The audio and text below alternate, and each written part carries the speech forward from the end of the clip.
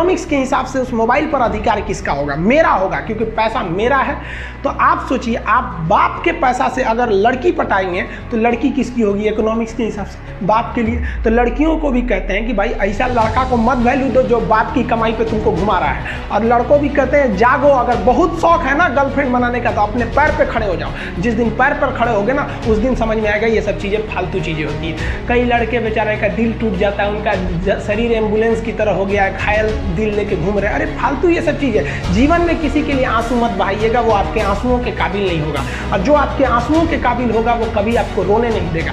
दिल टूट गया, गोली मारो यार, प्यार 24 कैरेट का था आपका, उसी की औकात नहीं थी जो खरीद सके। जिंदगी में कामयाब होने के लिए याद रखिएगा, ये मायने नहीं रखता है कि आपने कितना किया, मायने ये रखता है कि आप कितना कर सकते थे। जब लंका में पुल बनाया जा रहा था पत्थरों को जोड़ जोड़ कर सीता माँ को लाने के लिए, तो बंदरों के साथ साथ गिलहरियाँ भी वहाँ पत्थर भर रही थी। तो इन सब से कितना पत्थर ही उठेगा। एक बंदर आया तो उठा के फेंक दिया गिलहरी को, भाग यहाँ से, तो इतनी पत्थर बीच में ला रही है। तो मर्यादा पुरुषोत्तम राम के पास वो जाके गिलहरी गिरी, तो गिलहरी को वो प्यार से सहलाए थे ना, तो ऐसा कहा जाता है कि इस पे जो निशान है गिलहरी के पीठ पे वो राम जी का है। राम जी ने उस बंदर को बुलाया और कहा कि देखो तुम इतना विशाल पत्थर उठा रहे हो तो तुम्हारा शरीर भी विशाल है।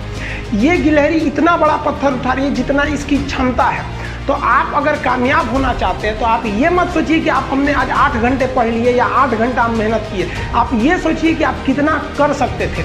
और देखिए, जो सपने देखते हैं उनके लिए तो पूरी रात छोटी पड़ जाती है, और सपने पूरे करने वाले के लिए पूरा दिन छोटा पड़ जाता है। अगर आपके अंदर जिम्मेदारी है ना, तो आप यकीन मानिए आप चैन से सो नहीं पाएंगे।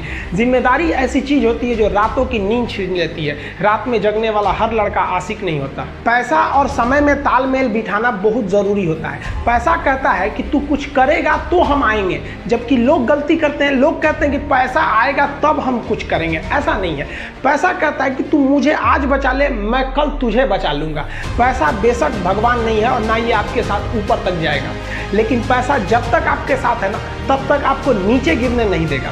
देखिए, पैसा जीवन में बहुत कुछ है, बहुत कुछ, लेकिन पैसा सब कुछ नहीं है। इंसानियत मायने रखने चाहिए। समय के साथ आप कभी खिलवाड़ मत कीजिएगा। दुख की बात यह है कि समय बहुत कम है, लेकिन सुख की बात यह है कि अभी भी समय है। लेकिन समय के पास इतना समय नहीं है कि आपको दोबारा समय देगा। वक्त नहीं लगाइए आपको यह निर्धारित करने में कि क्या करना है, वरना वक्त निर्धारित कर देगा आपका क्या करना है। हम सबकी सबसे पहली जो शिक्षक होती है वो माँ होती है, इसलिए माँ का शिक्षित रहना बहुत जरूरी है। अगर कोई शिक्षित माँ है तो वो कभी भी अपने बच्चे को शिक्षा से दूर नहीं करेगी। मेरा ये हरगिज़ कहना नहीं है कि जिसकी माँ अशिक्षित है उसका बेटा पढ़ा लिखा नहीं होगा। मेरी माँ आज भी अनपढ़ है, आज भी उससे 1 रोटी मांगते हैं ना तो वो 2 रोटी दे देती है।